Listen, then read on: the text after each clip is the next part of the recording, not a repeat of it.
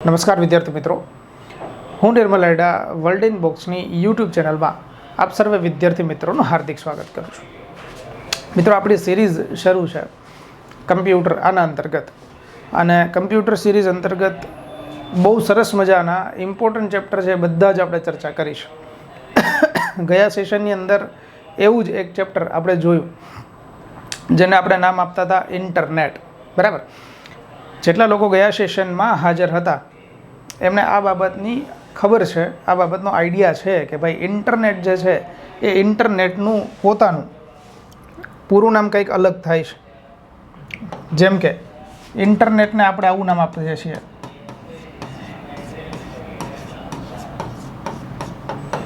Interconnected network. આવું નામ આપણે આપતા હતા ઇન્ટરનેટને. ઇન્ટરનેટ એટલે ઇન્ટરકનેક્ટેડ નેટવર્ક. ઇન્ટરનેટનું બીજું નામ આપણે આપતા હતા data network, meta network, information highway. આ બધા જ નામો ઇન્ટરનેટના આપણે આપ્યા હતા. પછી ઇન્ટરનેટનો ઇતિહાસ એ આપણે ગયા સેશનની અંદર જોઈ ગયા. જેમ કે ઇન્ટરનેટની શરૂઆત જે છે એ અમેરિકા કરે છે, અને અમેરિકા ઇન્ટરનેટ આની શરૂઆત વર્ષ 1969થી કરે છે. અને વર્ષ 1969માં અમેરિકા દ્વારા એક પ્રોજેક્ટ લોન્ચ કરાયો હતો જેનું નામ હતું આર્પાનેટ. આ આર્પાનેટ પ્રોજેક્ટથી ઇન્ટરનેટ આની શરૂઆત દુનિયાની અંદર થઈ હતી. અને પછી ભારતે પણ ઇન્ટરનેટ શરૂ કર્યું. અને જો આપણા દેશ માટેની વાત કરીએ તો ઇન્ટરનેટની શરૂઆત છે એ વર્ષ 1986 આ વર્ષે થઈ હતી. અને ઇન્ટરનેટ ભારતની અંદર જાહેર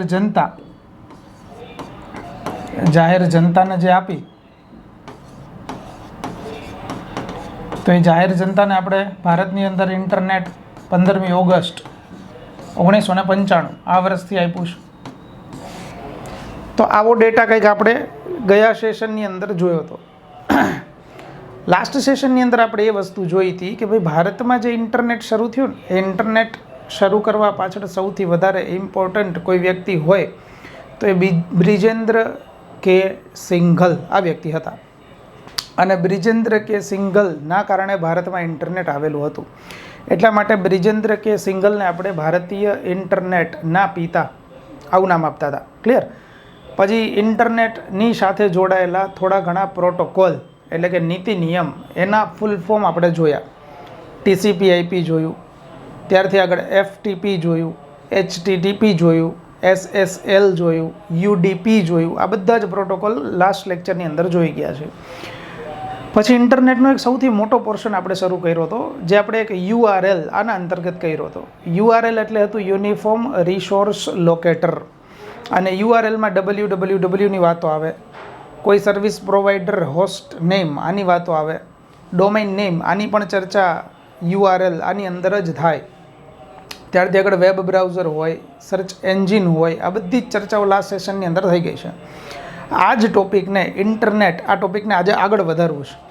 અને એ જ ટોપિકને થોડાક આગળ વધારીએ અને ઇન્ટરનેટ સાથે જોડાયેલા થોડા ઘણા શબ્દો છે એ શબ્દોની ચર્ચા કરવી છે. ઉદાહરણ તરીકે ઇન્ટરનેટમાં ઘણા બધા શબ્દો છે જેની તમને ખબર હોવી જરૂરી છે. બહુ સામાન્ય શબ્દો છે, પણ આવા શબ્દો તમને આવડવા જોઈએ.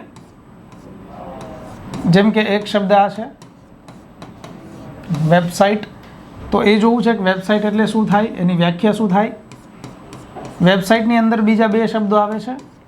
એક શબ્દ છે હોમ પેજ, અને આના જેવો હજી એક શબ્દ છે જેને કહેવાય વેબ પેજ. તો આ ત્રણ શબ્દો અત્યારે ઇમ્પોર્ટન્ટ છે, એને પહેલાં જોઈ લઈએ, પછી આવા જ બીજા શબ્દો સમજીશું. સૌથી પહેલું લખ્યું છે વેબસાઇટ. તો વેબસાઇટ એટલે શું એને સમજવા માટે પહેલાં નીચેના બે પેજમાં જવું પડે, નીચેના બે શબ્દોમાં જવું પડે. ઉદાહરણ તરીકે હોમ પેજ અને વેબ પેજ. ઘણા બધા વ્યક્તિના મનમાં તો આના જવાબો પણ આવી ગયા છે, પણ જેના માટે આ કદાચ શબ્દો નવો છે. આમ તો વેબસાઇટ નવી ન જ હોય તમારા માટે, તમે ઘણી બધી વેબસાઇટ ઓપન કરો છો, પણ એની વ્યાખ્યા જોઈએ. તો જો સાંભળજો કે કોઈ પણ વેબસાઇટ છે એ કોઈ પણ વેબસાઇટનું પહેલું પેજ જે હશે, પ્રથમ પેજ, એ કોઈ પણ વેબસાઇટના પ્રથમ પેજને આપણે કહીશું હોમ પેજ. જ્યારે વેબસાઇટની અંદર હોમ પેજ એટલે શું, તો કોઈ પણ વેબસાઇટનું પ્રથમ પેજ. આ પ્રથમ પેજ સિવાયના જે બધા પેજ હશે એ બાકીના બધા પેજોને આપણે કહીશું વેબ પેજ. તો હોમ પેજ એટલે કોઈ વેબસાઇટનું પ્રથમ પેજ, વેબ પેજ એટલે હોમ પેજ સિવાયના અન્ય તમામ પેજ. હવે જો હું કદાચ એકથી વધારે વેબ પેજ એટલે કે અન્ય પેજ, એકથી વધારે વેબ પેજ ભેગા કરું તો આખી એક વેબસાઇટ તૈયાર થશે. એટલે કે વેબસાઇટ એટલે શું? તો એકથી વધારે વેબ પેજ, આનો સમૂહ, તો એને વેબસાઇટ આવું કહેવાય છે. તો 3 વ્યાખ્યા હું આપું છું. પહેલી વ્યાખ્યા હોમ પેજની છે, કોઈ પણ વેબસાઇટનું પહેલું પેજ એટલે હોમ પેજ. બીજી વ્યાખ્યા વેબ પેજની છે કે કોઈ પણ વેબસાઇટમાં હોમ પેજ સિવાયના પેજ એટલે વેબ પેજ. અને ત્રીજી વ્યાખ્યા વેબસાઇટ આની છે. તો એકથી વધારે વેબ પેજનો સમૂહ એટલે એને વેબસાઇટ આવું નામ અપાય છે. તો વેબસાઇટ આ શબ્દ હવે આપણને સમજાઈ ગયો છે. ત્યારથી આગળનો એક શબ્દ આ છે જેને આપણે કહીએ છીએ હાઇપરલિંક. આઈ થિંક કે હાઇપરલિંકની ચર્ચા કદાચ થઈ છે. જો નથી થઈ અથવા તો થઈ ગઈ છે તો રિપીટ, અને નથી થઈ તો કદાચ પહેલી વખત સાંભળતા હોય તો પહેલી વખત. હાઇપરલિંક જનરલી છે શું? તો આપણે જે લિંક મોકલીએ એ જ હાઇપરલિંક આ શબ્દ છે. તમે કદાચ મને પૂછો ને કે સર તમારી ટેલિગ્રામ ચેનલ આપો, વર્લ્ડ ઇન બોક્સની ટેલિગ્રામ ચેનલ છે એની લિંક અમને વોટ્સએપ ઉપર મોકલી દો, તો તમને વોટ્સએપ ઉપર જે મળશે ને એને કહેવાય હાઇપરલિંક. તમે હાઇપરલિંકને ક્લિક કરશો તો તમારા ટેલિગ્રામમાં સીધું તમને લઈ જશે અને ટેલિગ્રામમાં વર્લ્ડ ઇન બોક્સ આની ટેલિગ્રામ ચેનલ ઓપન થશે. તો જ્યારે તમે હાઇપરલિંક ઉપર ક્લિક કરો છો તો એ તમને એક જગ્યાએથી અન્ય જગ્યાએ લઈ જાય છે. એટલે હાઇપરલિંકનું કામ શું છે? તો એક જગ્યાએથી અન્ય જગ્યા પર લઈ જવાનું કાર્ય કોણ કરે? તો હાઇપરલિંક કરે છે. તો હાઇપરલિંકની ખબર પડી ગઈ છે. હાઇપરલિંકનો રંગ, હાઇપરલિંકનો કલર બ્લુ કલર જોવા મળે છે. અને હાઇપરલિંક આની શોર્ટકટ કી હંમેશા યાદ રાખીશું, સૌથી વધારે યાદ રાખીશું કે હાઇપરલિંક આની શોર્ટકટ કી શું છે? તો હાઇપરલિંકની શોર્ટકટ છે કે Ctrl+K. Ctrl+H નથી, યાદ રાખીશું Ctrl+K એટલે હાઇપરલિંક આની શોર્ટકટ કી છે. તો હાઇપરલિંક શબ્દ આવે તો પણ આપણને ખબર પડવી જોઈએ. ત્યારથી આગળ આના જેવો જ 2 શબ્દ છે. આ 2 શબ્દો ઉપર તો તમે બધા ટકેલા છો.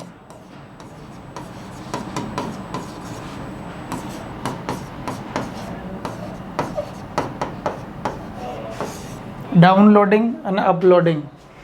તો પહેલો શબ્દ ડાઉનલોડિંગ લખ્યો છે અને બીજો શબ્દ અપલોડિંગ લખેલો છે. તો સાહેબ ડાઉનલોડિંગ ને અપલોડિંગ એટલે શું? તો સર જે અમે ડાઉનલોડ કરતા હોય એને ડાઉનલોડિંગ કહેવાય, જે અમે મોકલીએ એને અપલોડિંગ કહેવાય. તમે બધા એકદમ સાચા છો, પણ એની વ્યાખ્યા યાદ રાખવી છે. જુઓ, ડાઉનલોડિંગ આ શબ્દની વ્યાખ્યા આવી થશે કે ડાઉનલોડિંગ એટલે શું?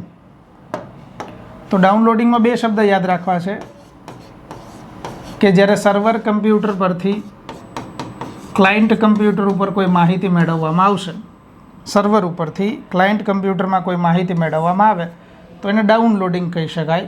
જ્યારે અપલોડિંગ એટલે શું? તો આવું યાદ રાખવું છે, જ્યારે ક્લાયન્ટ કમ્પ્યુટર પરથી સર્વર કમ્પ્યુટર ઉપર કોઈ માહિતી મોકલવામાં આવે તો એને અપલોડિંગ આવું કહેવાય છે. આ બધી જ વસ્તુ જે હું બોલ્યો છું એને એક સામાન્ય રીતે સમજીએ તો માની લો કે આ એક સર્વર છે અને અહીંયા હું 3-4 કમ્પ્યુટર રાખું છું. આ 3-4 જે કમ્પ્યુટર છે એ બધા કમ્પ્યુટરને ક્લાયન્ટ આવું નામ આપી દઈએ કે અહીંયા રાખેલા 3 કમ્પ્યુટર છે એ ક્લાયન્ટ કમ્પ્યુટર છે. તો હવે સિમ્પલ ડેટા થયો કે જો સર્વર કમ્પ્યુટર ઉપરથી તમે ક્લાયન્ટ કમ્પ્યુટર પર કોઈ માહિતી મેળવો તો એને ડાઉનલોડિંગ આવું કહેવાય.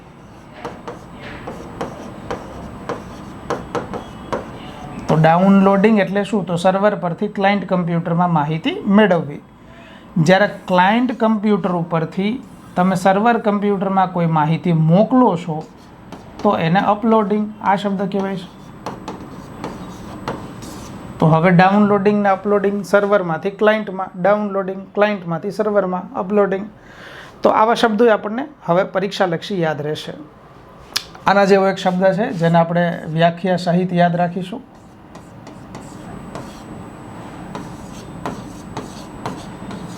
શબ્દ છે પ્રોક્સી સર્વર. પ્રોક્સી સર્વર એટલે શું સમજો. આપણે છે ને એક ટોપિક અગાઉ ભણી ગયા છે અને એ ટોપિકને આપણે આવું નામ આપતા હતા, નેટવર્કિંગ. નેટવર્કિંગ એટલે શું હતું? તો આવી ચર્ચા કરી હતી કે માની લો આ બે કમ્પ્યુટર અહીંયા છે, હું આ કમ્પ્યુટરને સામેના જે કમ્પ્યુટર છે એની સાથે જોડી દઉં, આ કમ્પ્યુટર સાથે જોડી દઉં, પછી આ કમ્પ્યુટર આની અંદર કોઈ ફાઇલ મોકલે કે આ કમ્પ્યુટર આની અંદર કોઈ ફાઇલ મોકલે. જો આવું ફાઇલ મોકલવાનું અને મેળવવાની પ્રક્રિયા શરૂ થઈ જાય તો આ બે વચ્ચે નેટવર્કિંગ છે આવું કહેવાય. તો જ્યારે બે કે બેથી વધારે કમ્પ્યુટર એકબીજા સાથે જોડાઈ જાય અને માહિતીનું આદાન પ્રદાન કરે તો એને નેટવર્કિંગ કહેવાય છે. પણ સર આ તો નેટવર્કિંગની વ્યાખ્યા થઈ, આપણે પ્રોક્સી સર્વરની વ્યાખ્યા જોવી છે. તો પ્રોક્સી સર્વર એટલે શું? તો જુઓ, પ્રોક્સી સર્વર, અહીંયા એક સર્વરનું નામ આવ્યું છે એટલે આમાં ક્યાંક ને ક્યાંક તો એખાદા કમ્પ્યુટરની જ વાત આવશે. તો પ્રોક્સી સર્વર એટલે શું? તો પ્રોક્સી સર્વર એટલે એક એવું કમ્પ્યુટર, આ કમ્પ્યુટર પ્રોક્સી સર્વર છે. તો માની લો કે આ કમ્પ્યુટર શું કરશે? તો આ કમ્પ્યુટર પહેલાં અહીંયા જે કમ્પ્યુટર છે ને એને તપાસશે. નેટવર્કિંગમાં છે આ બે કમ્પ્યુટર, એમાંથી પહેલાં કમ્પ્યુટરને તપાસશે. જો આ કમ્પ્યુટર યોગ્ય હોય તો એને સામેના કમ્પ્યુટરમાં જોડી દેશે. પછી એ કરશે એવું કે આને તપાસવા જશે. જો આ કમ્પ્યુટર યોગ્ય હોય તો એ આ કમ્પ્યુટરને પણ સામેના કમ્પ્યુટરમાં નેટવર્કિંગમાં જોડી દેશે. તો જ્યારે બે કે બેથી વધારે કમ્પ્યુટર નેટવર્કિંગમાં જોડાયેલા હોય, આ બે કે બેથી વધારે કમ્પ્યુટરની યોગ્યતા તપાસે કોણ? તો પ્રોક્સી સર્વર તપાસે. અચ્છા, આની યોગ્યતા તપાસી અને આ કમ્પ્યુટરને નેટવર્કિંગમાં જોડી કોણ રાખે? તો એ પ્રોક્સી સર્વર જોડી રાખે. તો પ્રોક્સી સર્વરનું કામ છે કમ્પ્યુટરને તપાસવું અને નેટવર્કિંગમાં જોડી રાખવાનું કામ. હવે સામાન્ય વ્યાખ્યા હું પ્રોક્સી સર્વરની બોલું છું, એ કદાચ તમને સમજાઈ જશે. પ્રોક્સી સર્વર એટલે બે કે બેથી વધારે કમ્પ્યુટરની યોગ્યતા તપાસી એ બે કે બેથી વધારે કમ્પ્યુટરને યોગ્ય રીતે નેટવર્કિંગમાં જોડી રાખતું સર્વર. તો એને કહી શકાય પ્રોક્સી સર્વર. તો આઈ હોપ કે પ્રોક્સી સર્વરની વ્યાખ્યા તમને હવે સમજાઈ જશે. જેવી રીતે પ્રોક્સી સર્વર એક શબ્દ છે, એવી રીતે એક શબ્દ આ પણ છે.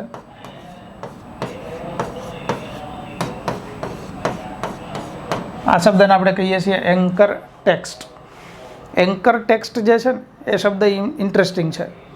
એન્કર ટેક્સ્ટ PSI મોડ 2 ગયા વખતે જે ખાતાકીય PSIનું પેપર ગયું 6 ફેબ્રુઆરી 2022ની અંદર, એ પેપરની અંદર આ પ્રશ્ન હતો. જો એન્કર ટેક્સ્ટ એટલે શું? જ્યારે તમે કોઈ પણ વેબસાઇટ ઓપન કરો છો યા તો તમે જ્યારે ગૂગલની અંદર કોઈ માહિતી સર્ચ કરો છો, તો કોઈ પણ માહિતી તમે સર્ચ કરી કે ભાઈ માની લો તમે ગૂગલ જ સર્ચ કર્યું, તો તમે ગૂગલ સર્ચ કરો ને તો બ્લુ કલરથી ઘણી બધી લિંક તમને મળશે આવી રીતે.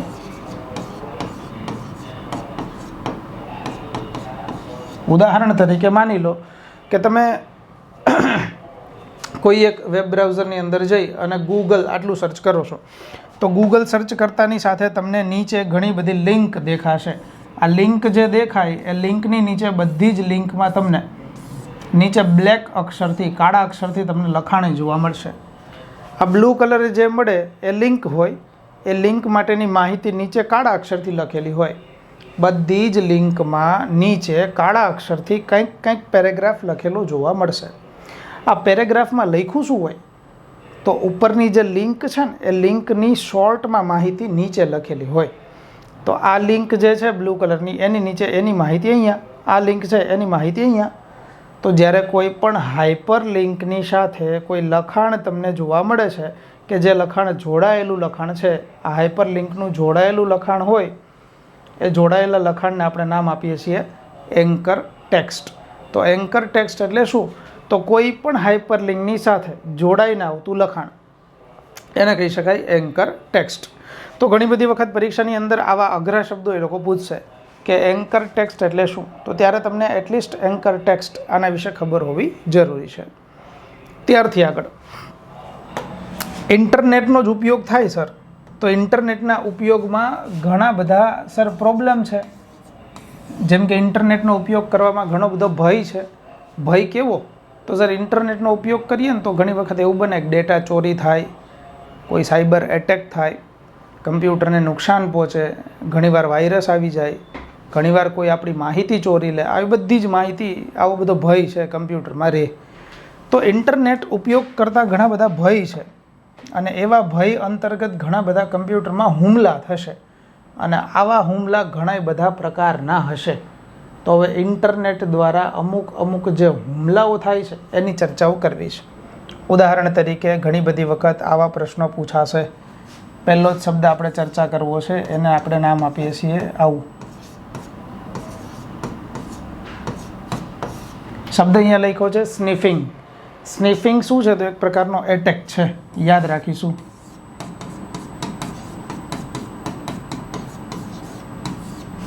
હવેના જે બધા જ પ્રશ્નો અહીંયા ટોપિક ચાલે છે એ જ્યારે પેપર અઘરું કરવું હોય ને ત્યારે આવા પ્રશ્નો પૂછાઈ શકે. તો આવા ઇમ્પોર્ટન્ટ શબ્દો યાદ રાખીશું. સૌથી પહેલું છે સ્નિફિંગ. સ્નિફિંગ એટલે શું? જો બહુ સામાન્ય રીતે જ બધી બાબત આપણે સમજીએ છીએ, એટલે આને સામાન્ય રીતે જ સમજવું છે. ઉદાહરણ તરીકે માની લો કે આ એક કમ્પ્યુટર છે. આ કમ્પ્યુટરને હું રાઉટર સાથે જોડું. રાઉટર એટલે મધ્યસ્થી ડિવાઇસ, અને રાઉટર સાથે બીજા ઘણા બધા કમ્પ્યુટર જોડાયેલા છે.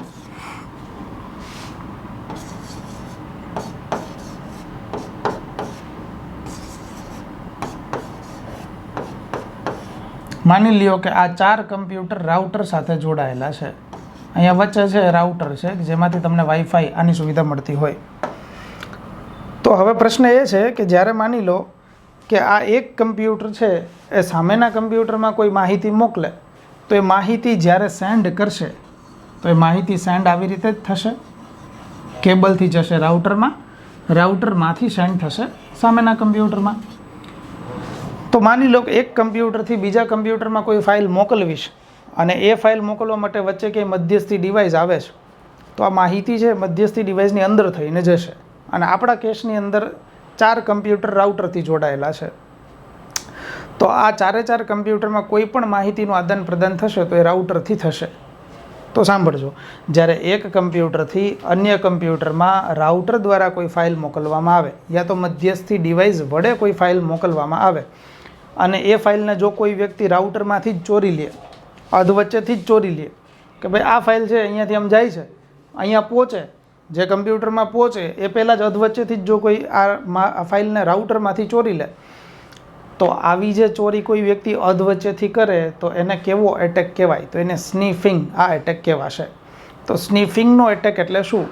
તો જ્યારે કોઈ પણ કમ્પ્યુટર મધ્યસ્થી ડિવાઇસ વડે જોડાયેલા હોય તો આ કમ્પ્યુટરમાં માહિતીનું આદાન પ્રદાન મધ્યસ્થી ડિવાઇસ વડે થશે અને આ જ મધ્યસ્થી ડિવાઇસમાંથી પસાર થતી માહિતી પોતાના મુખ્ય સ્થાન સુધી પહોંચે એ પહેલાં અધવચ્ચેથી ચોરી લેવી. તો એને સ્નિફિંગ આવો શબ્દ કહેવાય છે. ક્લિયર? હવે જો સ્નિફિંગ શબ્દ તમને નથી સમજાણો તો સ્નિફિંગનો એક શોર્ટકટ વે, એવું બિલકુલ નથી કે સ્નિફિંગ શબ્દથી આપણે પરિચિત નથી. માની લ્યો થોડીક વાર માટે, આ ઉદાહરણ છે ને હું મારા લેક્ચરની અંદર બધા સ્ટુડન્ટને આપું છું જેનાથી સ્નિફિંગ શબ્દ બધાને સમજાઈ જતો હોય છે. માની લો કે તમે લોકો 1975-80માં જન્મ્યા છો. તમારે તમારા પ્રિય પાત્ર સાથે વાત કરવાનું માધ્યમ મોબાઈલ ફોન નથી. તમારી પાસે વાત કરવા માટે ટેલિફોન, જે ઘરે ટેલિફોનની લાઈન આવતી હતી એ છે. કબૂતરમાં લેટર મોકલવાનું ભેગું નથી થતું, કેમ કે કબૂતરથી લેટર મોકલીએ તો મોકલો હોય આ ઘરે અને બાજુના ઘરે લેટર પહોંચી જાય છે, આવું થાય છે. એટલે માની લો કે વાત કરવાનું માધ્યમ ટેલિફોન છે. હવે એવી સિચ્યુએશન વિચારો કે તમારા ઘરે કોઈ નથી અને તમે ટેલિફોન ઉપર તમારા પ્રિય પાત્ર સાથે વાત કરો છો. 1 કલાક સુધીની બહુ સરસ મજાની વાત થઈ, બહુ જોરદાર પ્લાન ભવિષ્યના ઘડાઈ ગયા, ઘણી યોજનાઓ ઘડાઈ ગઈ, હમ દો હમારે દો, આ બધી જ યોજનાઓ ઘડાઈ ગઈ અને 1 કલાક સુધી બહુ સરસ વાત થઈ. હવે જેવો તમે ટેલિફોન મૂકો અને તમે બહાર નીકળો તો એવી ખબર પડે કે બાજુના રૂમમાંથી પપ્પા છે ને ટેલિફોન બીજો એક ઉપાડી અને આપણી બધી જ વાત 1 કલાક સુધી સાંભળતા હતા. તો આ જ્યારે સિચ્યુએશન ક્રિએટ થાય તો પપ્પા જે છે એ આપણા માટે સ્નિફિંગ બનશે. કેમ? કેમ કે તમારી અને તમારા પ્રિયની વાત છે એના પપ્પાએ અધવચ્ચેથી જ ચોરી લીધી ટેલિફોનમાંથી. તો કોઈ વ્યક્તિ જ્યારે અધવચ્ચેથી જ માહિતીને ચોરે તો એને સ્નીફિંગ આ શબ્દ આપણે કહી શકીએ છીએ. તો આઈ હોપ કે હવે સ્નીફિંગ શબ્દ તમને બેટરલી સમજાઈ જશે. તો ક્યારેય પ્રશ્ન પૂછાય સ્નીફિંગનો, અધવચ્ચેથી માહિતી ચોરવી, તો એ એટેકને સ્નીફિંગ આ શબ્દ કહેવાય છે. આ શબ્દો બધા અઘરા છે, સ્ટુડન્ટને સમજવા થોડાક અઘરા લાગે છે, એટલે હું થોડાક નિરાતે આ શબ્દો સમજાવું છું. એક શબ્દ આ છે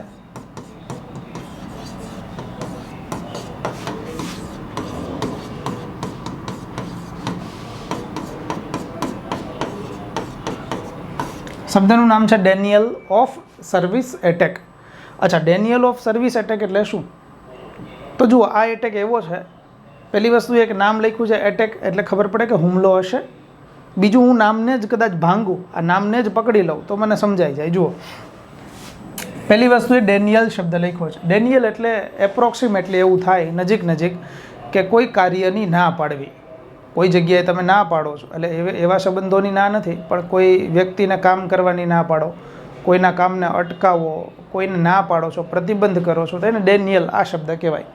હવે અહીંયા ના પાડવી છે, પણ શેની ના છે, શેને અટકાવવું છે? તો સર્વિસને અટકાવવું છે. સર્વિસ એટલે શું? તો કમ્પ્યુટર જે કામ કરે એ સર્વિસ હોય, સુવિધા હોય. તો અહીંયા કમ્પ્યુટરને કામ કરતું અટકાવવું, આ પ્રકારનો એટેક એટલે શું? તો એને ડેનિયલ ઓફ સર્વિસ એટેક આ કહી શકાય. અચ્છા, આ હુમલો એવો છે કે જો તમે કમ્પ્યુટર ઉપર કોઈ કામ કરો છો તો તમારું કામ જે છે ને એ આ એટેકના કારણે તમારું કામ થતું બંધ થઈ જશે. તમે કમ્પ્યુટરમાં કોઈ કાર્ય નહીં કરી શકો. હુમલાખોરનો ઉદ્દેશ્ય આમાં એવો હશે કે તમને નવરા કરી દેવાના, તમને કામ કરતાં રોકી દેવા. તો જો કોઈ વ્યક્તિ તમારા કામ કરતાં તમારા કમ્પ્યુટરને હેરાન કરી, નુકસાન કરી અને તમને કામ કરતાં અટકાવે છે, તો એને ડેનિયલ ઓફ સર્વિસ એટેક આ પ્રકારનો હુમલો કહેવાય. વધારે બાબત એ યાદ રાખવી છે કે આ હુમલાની અંદર હુમલાખોર જે છે એ હુમલાખોર આપણા કામને અટકાવશે, પણ આપણા પાસેથી કોઈ પણ પ્રકારનું આપણી પાસેથી કોઈ પણ પ્રકારનું એ પૈસા નહીં માગે. પૈસા નહીં માગે એટલે સર આ જે નુકસાન છે એની અંદર કોઈ પણ પ્રકારનું આર્થિક નુકસાન કોઈ હુમલાખોરનું નથી. એટલે કે કોઈ વ્યક્તિ આપણી પાસેથી પૈસા નથી ઉઘરાવતો, પણ આપણા કામને અટકાવી દે છે. તો પૈસા ઉઘરાવ્યા વગર આપણા કામને અટકાવે છે, તો એને ડેનિયલ ઓફ સર્વિસ એટેક આ પ્રકારનો એટેક કહી શકાય છે. તો આ એટેક પણ તમને સમજાણો છે. ત્યારથી આગળ એક હેડ ક્લર્કની અંદર પૂછાયેલો પ્રશ્ન, જેને આપણે આવું કહીએ છીએ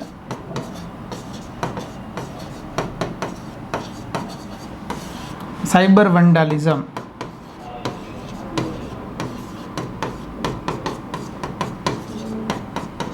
જેને આવું પણ કહેવાય સાયબર જંગલિયાત. તો સાયબર જંગલિયાત એટલે શું અને સાયબર વંડાલિઝમ એટલે શું? તો માની લો કે તમે એવું કરો છો કે તમે, એક ઉદાહરણ હું આપું છું જેનાથી તમને સમજાઈ જશે. કે માની લો કે આ ઓજસની વેબસાઇટ હોય, તમે બધાએ ઓજસની વેબસાઇટ ઓપન કરી છે એટલે તમને આ બાબત સમજાશે. માની લો કે ઓજસની વેબસાઇટ હોય, હું એવું કરું કે હું ઓજસની વેબસાઇટને જોઈ લઉં કે આ વેબસાઇટ આ પ્રકારે છે. હવે હું ઓજસની વેબસાઇટને હેક કરું છું. આને હેક કરી અને હું કરું છું, તો જ્યારે કોઈ વ્યક્તિ ઓજસની વેબસાઇટ ખોલે ને, ત્યારે મારે એવું કરવું છે, કોઈ વ્યક્તિ ઓજસની વેબસાઇટ ખોલે તો એને ઓજસની વેબસાઇટ પછી દેખાય, એને ઓજસની વેબસાઇટની ઉપર મારી કોઈ મૂકેલી જાહેરાત છે દેખાય.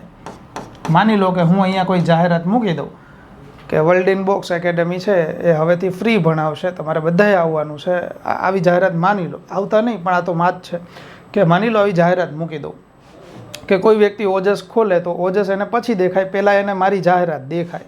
એટલે ઓજસ વેબસાઇટની ઉપર જ જો હું કોઈ જાહેરાત રાખી દઉં, તો આ જે હું કૃત્ય કરું છું એ કૃત્યને કહેવાય સાયબર જંગલિયાત પ્રકારનું કૃત્ય. અચ્છા, આમાં મારો ઉદ્દેશ્ય શું હતો? જુઓ, મારો ઉદ્દેશ્ય એ હતો કે કોઈ વ્યક્તિ ઓજસ ખોલે ને તો એને ઓજસ ન દેખાવું જોઈએ, એને મારી જાહેરાત દેખાવી જોઈએ. અચ્છા, એનો અર્થ એવો થયો કે જ્યારે કોઈ ઓરિજિનલ વેબસાઇટ છે એને હેરાન કરવામાં આવે, ઓરિજિનલ વેબસાઇટને આવી રીતે ખરાબ કરી દેવામાં આવે, જેમાં હુમલાખોરનો ઉદ્દેશ્ય ઓરિજિનલ વેબસાઇટ દેખાવા દેવાનો ન હોય, પણ હુમલાખોરે આપેલી કોઈ વસ્તુ ઉપર દેખાડવી હોય, તો હું કોઈ વેબસાઇટને જ્યારે આવી રીતે ખરાબ કરું તો આ ખરાબ કરતી પ્રવૃત્તિને કહી શકાય સાયબર જંગલિયાત. આ વેબસાઇટ ઉપર થતી પ્રક્રિયા છે. હવે હું એવું કરું છું, માની લ્યો, ધારી લ્યો કે કોઈ વ્યક્તિ જે છે એ વ્યક્તિની ઇમેજ, વ્યક્તિનો ફોટો જે છે એને હું ડાઉનલોડ કરું ઇન્સ્ટાગ્રામ ઉપરથી, ફેસબુક ઉપરથી, વોટ્સએપના પ્રોફાઇલ પિક્ચર ઉપરથી, ક્યાંયથી પણ હું કોઈ વ્યક્તિની ઇમેજ છે એને ડાઉનલોડ કરી લઉં. હવે હું એવું કરું છું કે આ ઇમેજ જે છે એ વ્યક્તિની ઇમેજ જે છે એ ઇમેજને હું એડિટ કરી નાખું, એનું બેકગ્રાઉન્ડ બદલાવી દઉં, એમાં કોઈ ખરાબ પિક્ચર મૂકી દઉં, કાં તો એનું બેકગ્રાઉન્ડ ચેન્જ કરી દઉં, વ્યક્તિના ઇમેજને બદલાવી દઉં, વ્યક્તિના ઇમેજને ચેન્જ કરી દઉં. તો જો કોઈ વ્યક્તિની ઇમેજને હું ખરાબ કરું ને તો આ વ્યક્તિની ઇમેજને ખરાબ કરતી પ્રવૃત્તિ નહીં તમે સાયબર જંગલિયાત આવું કહી શકો છો. તો ફાઇનલી જ્યારે કોઈ વ્યક્તિની છબીને ખરાબ કરવામાં આવે, કોઈ વેબસાઇટ ઓરિજિનલ છે એ વેબસાઇટને ખરાબ કરવામાં આવે અને એ ખરાબ કરીને કોઈ કૃત્ય કરવામાં આવે છે તો એ કૃત્ય કે એ ખરાબ પ્રવૃત્તિને આપણે સાયબર જંગલિયાત આ શબ્દ કહીએ છીએ. તો 3 શબ્દો તમે સમજ્યા છો. એક સ્નીફિંગ સમજ્યા છો, અધવચ્ચેથી માહિતી ચોરવી. એક શબ્દ તમે સમજ્યા છો ડેનિયલ ઓફ સર્વિસ એટેક, અને ત્યારથી આગળ એક શબ્દ અત્યારે લાસ્ટ સમજ્યા છો સાયબર વંડાલિઝમ, સાયબર જંગલિયાત.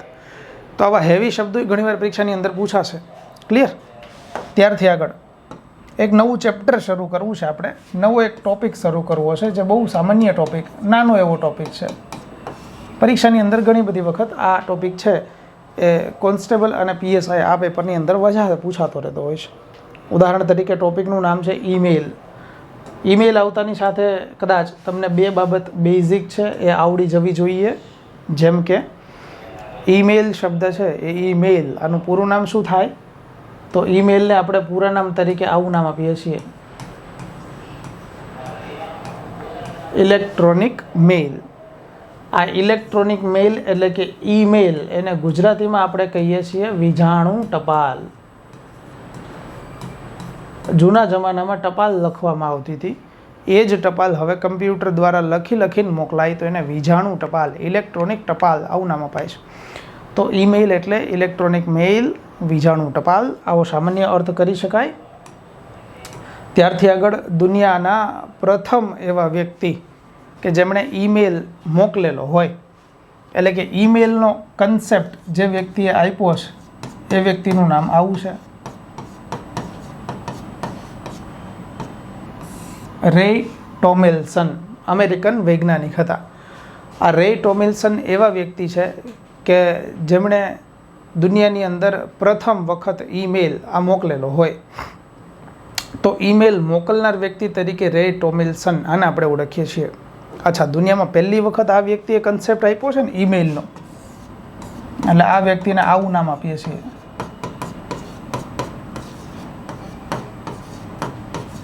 ઈમેલના જનક આવું નામ આપીએ છીએ, ઈમેલના પિતા. તો જો સીધો ક્વેશ્ચન આપણે માટે પડી શકે કે ફાધર ઓફ ઈમેલ, તો આપણે નામ આપીશું રે ટોમિલ્સન, અમેરિકન વૈજ્ઞાનિક. ઘણા બધા વ્યક્તિને એવું મનમાં પ્રશ્ન થાય કે સાહેબ આ વ્યક્તિએ કોને ઈમેલ કર્યો છે? તો આપણે પણ એ વિચારવા નથી જવું કે આ વ્યક્તિએ કોને ઈમેલ કર્યો હતો, પણ દુનિયામાં પ્રથમ ઈમેલ મોકલનાર વ્યક્તિ રે ટોમિલ્સન છે, તો જેને આપણે ઈમેલ આના પિતા કહીએ છીએ. હવે કદાચ જો થોડુંક ડિટેલમાં ચર્ચા કરીએ તો એકાદું ઈમેલ એડ્રેસ આપણે જોઈએ. ઉદાહરણ તરીકે આવું કોઈ ઈમેલ એડ્રેસ છે એ જનરલી તમે જોતા હશો કે ભાઈ અહીંયા એક ઉદાહરણ લખ્યું છે abc@gmail.com. તમે તમારું ઈમેલ આઈડી વિચારશો ને તો અહીંયા તમારું પોતાનું નામ હશે, પછી @gmail.com આવું કંઈક હશે. આ જે ઈમેલ જે છે કે જે અહીંયા ઉદાહરણ લખ્યું છે એનું બાયફર્ગેશન આપીએ ને તો જે ABC લખેલું છે ને આ ABCને આપણે આવું નામ આપીએ છીએ કે ABC છે એ યુઝર નેમ કહી શકાય. ત્યારથી આગળ જીમેલ લખેલું છે, જીમેલ જે છે એને આપણે હોસ્ટ નેમ આવું કહીએ છીએ. અને સૌથી છેલ્લે જે વસ્તુ લખી છે .com, આ .comને આપણે અગાઉ સમજી ગયા હતા. આ .comને આપણે ડોમેન નેમ આવું કહીએ છીએ. તો કોઈ પણ ઈમેલ આઈડીમાં જો આવી રીતે હશે, યુઝર નેમ હશે, @ હશે, હોસ્ટ નેમ હશે અને પછી ડોમેન નેમ હશે. ક્લિયર? આનાથી આગળ વધીએ છીએ. હવે આનું બાયફર્ગેશન જોઈએ. જો યુઝર નેમ, હોસ્ટ નેમ ને ડોમેન નેમ આ કોઈ પણ ઈમેલ આઈડીમાં કોમન હશે, આની અંદરથી પ્રશ્નો કેવા પૂછાશે તમારે અહીંયા જોતું જવાનું છે. હું તમને પ્રશ્ન પૂછું છું, તમારે મનમાં એનો જવાબ દેવાનો છે. કોમેન્ટની અંદર નથી લખવું, કમેન્ટમાં લખવામાં વધારે સમય જાય છે, એટલા માટે જુઓ આ ઈમેલ આઈડી છે. તો આની અંદરથી પ્રશ્નો એવા પૂછાતા રહે કે કોઈ પણ ઈમેલ આઈડીમાં યુઝર નેમ અને હોસ્ટ નેમ આ બે વચ્ચે કઈ સાઇનનો ઉપયોગ થાય? તો જવાબ મળે @ કોઈ પણ ઈમેલ આઈડીમાં ડોમેઇન નેમની પહેલાં કયું નામ લખેલું હોય? તો હોસ્ટ નેમ. કોઈ પણ ઈમેલ એડ્રેસમાં @ ની પહેલાં કયું નામ લખેલું જોવા મળે? તો યુઝર નેમ. કોઈ પણ ઈમેલ આઈડીમાં @ પછી કયું નામ લખેલું હોય? તો હોસ્ટ નેમ. આ નામ લખેલું જોવા મળશે. તો જોયું, આ ઈમેલ આઈડીમાંથી પૂછાતા પ્રશ્નો છે. પરીક્ષાની અંદર અત્યાર સુધી કોન્સ્ટેબલની અંદર એવો પ્રશ્ન આવ્યો છે કે ભાઈ abc@gmail.com આ ઈમેલ આઈડીમાં યુઝર નેમ જણાવો શું છે? તો આપણો જવાબ સીધો આવી જાય કે યુઝર નેમ શું હોવું જોઈએ? abc. આ જ રીતે પ્રશ્ન એવો પૂછાય કે abc@gmail.com હોસ્ટ નેમ તરીકે શેનો ઉપયોગ કરેલો છે? તો જીમેલ આનો ઉપયોગ કર્યો છે. ક્લિયર? તો આવા પ્રશ્નો પરીક્ષાની અંદર રેન્ડમલી પૂછાતા રહેશે. બીજી એક બાબત કે જ્યારે તમે કોઈ પણ નવું ઈમેલ આઈડી બનાવો છો, માની લો કે મારે મારું ઈમેલ આઈડી તૈયાર કરવું છે, તો જ્યારે હું નવું ઈમેલ આઈડી બનાવીશ ને ત્યારે મારું પોતાનું યુઝર નેમ રાખવું પડશે. આ મારું જે યુઝર નેમ હશે ને એ યુઝર નેમ હું વધારેમાં વધારે આટલા અક્ષર સુધીનું રાખી શકીશ. આ સૌથી વધારે ઇમ્પોર્ટન્ટ છે કે મારું યુઝર નેમ જો મારે રાખવું હોય તો હું મેક્ઝિમમ 64 કેરેક્ટર સુધી રાખી શકું છું. આ જ 64 કેરેક્ટર મારા યુઝર નેમ તરીકે મેક્ઝિમમ ડિક્લેર થશે. અને યુઝર નેમ સિવાય ઈમેલમાં ઘણા બધા કેરેક્ટર છે. જો યુઝર નેમ સિવાય જોઈએ ને તો યુઝર નેમ સિવાયના જે કેરેક્ટર હોય ને એ 0 થી 255 સુધીના હોય. 0 થી 255 એટલે થાય 256. તો હવે 256 + 64 હું કરું તો કુલ ઈમેલ આઈડી મને મળે. કુલ ઈમેલ આઈડી મહત્તમ વધુમાં વધુ કેટલા અક્ષર સુધીનું તમે રાખી શકો છો? તો કોઈ પણ કુલ ઈમેલ આઈડીના મહત્તમ કેરેક્ટર 320 સુધીના હોય છે. યુઝર નેમ છે એ 64 કેરેક્ટર સુધી રાખી શકાય છે. તો આ ઈમેલ એડ્રેસ છે. હવે ઈમેલ સાથે જોડાયેલા થોડાક શબ્દો, જેવી રીતે વેબસાઇટ સાથે જોડાયેલા શબ્દો જોયા એ રીતે અહીંયા ઈમેલના શબ્દો જોવા છે. જેમ કે સૌથી પહેલો જ શબ્દ સૌથી વધારે ઇમ્પોર્ટન્ટ છે. આ શબ્દને આપણે કહીએ છીએ કમ્પોઝ. કમ્પોઝ એટલે શું? તો યાદ રાખીશું, જ્યારે તમારે કોઈ નવો ઈમેલ ટાઈપ કરવો છે તો કયા વિકલ્પની અંદર તમારે જવું જોઈએ? તો કમ્પોઝની અંદર જવું પડે. એટલે કે કમ્પોઝ ઓપ્શનનો ઉપયોગ શેના માટે છે? તો નવો મેલ ટાઈપ કરવા માટે. તો કમ્પોઝ આ તમને ખબર પડશે. ત્યારથી આગળ આના જેવો જ એક શબ્દ છે જેનું પૂરું નામ પરીક્ષાની અંદર પૂછાશે. અહીંયા લખેલું છે સીસી. સીસી એટલે સર કોપી કેટ થાય.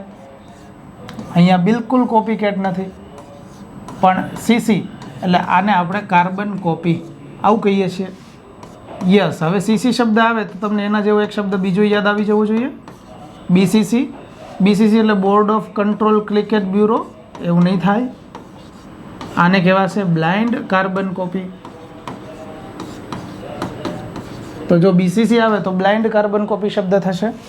એક શબ્દ છે જે ઈમેલમાં જોડાયેલો છે જેને કહેવાય ટુ. ચાલો, તો ટુ જે છે એ શેના માટે ઉપયોગી છે?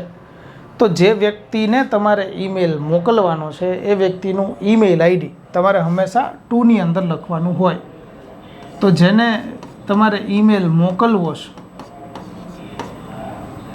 તો એ વ્યક્તિનું ઈમેલ આઈડી તમારે અહીંયા ટુમાં લખવાનું થશે. તો ટુ શબ્દ તમને ખબર પડી જશે. ત્યારથી આગળ આના જેવો એક શબ્દ છે જેને કહેવાય ઇનબોક્સ. ઇનબોક્સ એટલે તો સર અમે એકને ઓળખીએ જેને કહેવાય વર્લ્ડ ઇનબોક્સ, પણ અહીંયા ઇનબોક્સ શબ્દ લખેલો છે. ઇનબોક્સ એટલે શું? તો આવું યાદ રાખવું છે, કોઈ પણ ઈમેલ જ્યારે નવા આવશે તો એ બધા જ ઈમેલ છે એ તમારા ક્યાં જશે? તો ઇનબોક્સની અંદર જશે. તો નવા આવેલા તમામ ઈમેલ ઇનબોક્સ આની અંદર આવશે.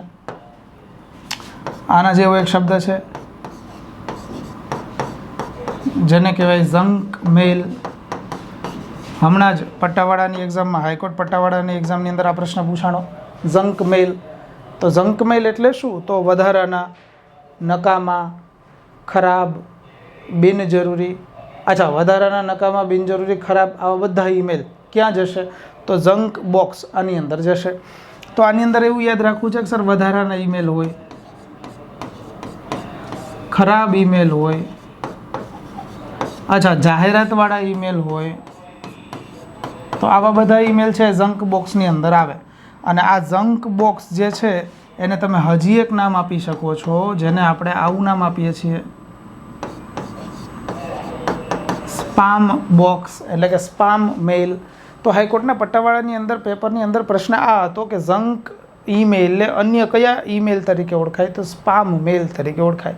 તો જંક અથવા સ્પામ વધારાના, નકામા, બિનજરૂરી, ગેરકાયદેસર, જાહેરાતવાળા આવા બધા ઈમેલને આ કહી શકાય. આનાથી આગળ, અચ્છા આ બધા શબ્દો યાદ રાખીશું આપણે. એનાથી આગળ હજી શબ્દો છે, જેમ કે એક શબ્દ આવો જોવા મળે છે. અચ્છા, આને કહેવાય છે ડ્રાફ્ટ. તો ડ્રાફ્ટ એટલે શું? તો આપણને ખબર હોવી જોઈએ કે જ્યારે કોઈ ઈમેલ આપણે ટાઈપ કરી લઈએ પણ આ ઈમેલ મોકલવાનો બાકી હોય, તો ટાઈપ કરેલો પરંતુ મોકલવાનો બાકી હોય એવો ઈમેલ, તો એને કેવો ઈમેલ કહી શકાય? ડ્રાફ્ટ. તો ટાઈપ કરેલો પરંતુ મોકલવાનો બાકી, આ યાદ રાખીશું.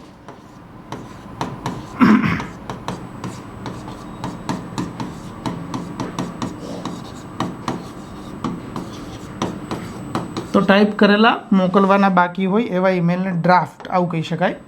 આના જેવો એક શબ્દ છે જેને કહેવાય રિપ્લાય. હવે બધા છેલ્લા શબ્દો છે. રિપ્લાય. રિપ્લાય એટલે જે વ્યક્તિએ તમને ઈમેલ મોકલેલો છે ને એ વ્યક્તિને એકને રિપ્લાય જશે. આના જેવો જ એક શબ્દ છે જેને કહેવાય રિપ્લાય ટુ ઓલ. તો રિપ્લાય ટુ ઓલ એટલે શું? તો હાગમટે. હાગમટે એટલે શું? તો સર જેટલા વ્યક્તિએ આપણને ઈમેલ કર્યા છે ને બધા વ્યક્તિને ઈમેલ સેન્ડ થશે. તો રિપ્લાય એટલે એક વ્યક્તિને, રિપ્લાય ટુ ઓલ તો એક સાથે તમામ વ્યક્તિને ઈમેલ સેન્ડ થશે. તો આ ઈમેલની વાત હતી મિત્રો, ક્લિયર? એનાથી આગળ, ઈમેલથી આગળ, અચ્છા ઈમેલનો ટોપિક તો તમે ભણી ગયા છો. હવે દર સેશનની અંદર આપણે જે ચર્ચા કરીએ છીએ ફૂલ ફોર્મની, એવા ફૂલ ફોર્મની, મહત્ત્વના ફૂલ ફોર્મની ચર્ચા કરવીશું. ઉદાહરણ તરીકે આપણી પાસે ફૂલ ફોર્મ આવી ગયું છે BMP. જો BMP આવે તો BMPનું પૂરું નામ આપણે આવું કરીએ છીએ, બીટ મેપ પિક્ચર. તો BMP શબ્દ આવે તો એને બીટ મેપ પિક્ચર આવું પૂરું નામ કહી શકાય. DVD. તો DVD તો આપણે ભણી ગયા છીએ, એટલે ડિજિટલ વર્સેટાઇલ ડિસ્ક, તો એ તમને ખબર પડશે. ત્યારથી આગળ છે DPI. DPI શબ્દ અગાઉ આવી ગયો છે પણ છતાંય DPIને આપણે કહીએ છીએ ડોટ્સ પર ઇંચ, આવું કહીએ છીએ. તો જો DPI શબ્દ આવે તો ડોટ્સ પર ઇંચ આ કહી શકાય. ત્યારથી આગળ છે ENIAC. ENIAC કમ્પ્યુટર હતું, તો ENIAC કમ્પ્યુટરનું પૂરું નામ આવું હતું, ઇલેક્ટ્રોનિક ન્યુમેરિકલ. ત્યારથી આગળ હતું ઇન્ટિગ્રેટર એન્ડ કમ્પ્યુટર. તો જો ENIAC કમ્પ્યુટર આવે તો એને electronic numerical integrator and computer આવું પૂરું નામ આપી શકાય. ત્યારથી આગળ છે FAT. આ ફેટ એટલે જાડાવાળા ફેટ નહીં, પણ આ ફેટ એટલે બોલી શકાય ફાઇલ અલોકેશન ટેબલ. તો ફેટ આવે તો ફાઇલ અલોકેશન ટેબલ આ કહી શકાય. ત્યારથી આગળ છે ફોરટ્રાન. ફોરટ્રાન એક ભાષા છે અને ફોરટ્રાનનું પૂરું નામ બહુ સહેલું છે, આને કહી શકાય ફોર્મ્યુલા ટ્રાન્સલેશન. લેંગ્વેજના ચેપ્ટરમાં આને આપણે ડિટેલમાં ભણીશું, તો ફોર્મ્યુલા ટ્રાન્સલેશન ફોરટ્રાન કહી શકાય. ત્યારથી આગળ છે FTP. FTP એટલે ફાઇલ ટ્રાન્સફર પ્રોટોકોલ, તો આ કહી શકાય. ત્યારથી આગળ છે GPU. GPU એટલે સર CPUની જેમ GPU છે, તો આને કહી શકીએ ગ્રાફિકલ. GPU એટલે ગ્રાફિકલ. P આવી ગયો એટલે પ્રોસેસિંગ અને યુનિટ. જેવી રીતે CPUમાં સેન્ટ્રલ પ્રોસેસિંગ યુનિટ હોય તો GPU એટલે ગ્રાફિકલ પ્રોસેસિંગ યુનિટ આ કહી શકાય. ત્યારથી આગળ છે MIME. MIME છે ને એનું પૂરું નામ આવું કરી શકાય, આને કહી શકાય મલ્ટીપર્પઝ આઈ એટલે બોલી શકાય ઇન્ટરનેટ, એમ એટલે બોલી શકાય મેલ, અને ઈ એટલે બોલી શકાય એક્સટેન્શન. તો ફાઇનલી મલ્ટીપર્પઝ ઇન્ટરનેટ મેલ એક્સટેન્શન ઈમેલ માટેનો એક પ્રોટોકોલ છે. તો MIME મલ્ટીપર્પઝ ઇન્ટરનેટ મેલ એક્સટેન્શન. ક્લિયર? તો આને યાદ રાખીશું. ત્યારથી આગળ છે મોડેમ. મેડમ નથી લખ્યું, જુઓ અહીંયા મોડેમ લખ્યું છે. તો મોડેમ આવે તો આને કહી શકાય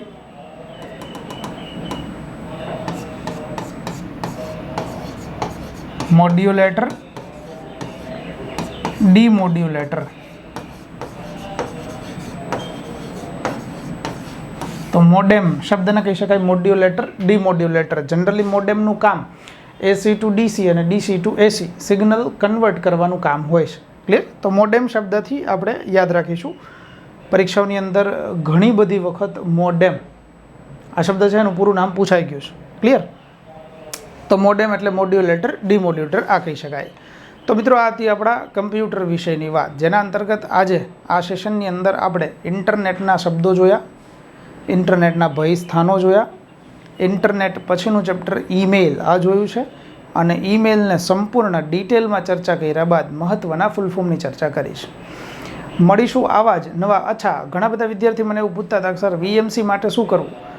તો VMC માટે સિલેબસ તો આ જ છે દોસ્ત, ખાલી આને અંગ્રેજીમાં પ્રશ્નો એ લોકો પૂછવાના છે. તો કન્ટેન્ટ તો તમારું સેમ રહેશે, ફક્ત પ્રશ્નોને સામાન્ય અંગ્રેજી ભાષાની અંદર એ લોકો આપશે.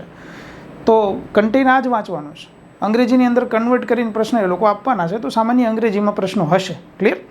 તો આવા જ નવા ટોપિક સાથે મળીશું. ત્યાં સુધી સૌને મારા એક સાથે જય હિન્દ, જય ભારત.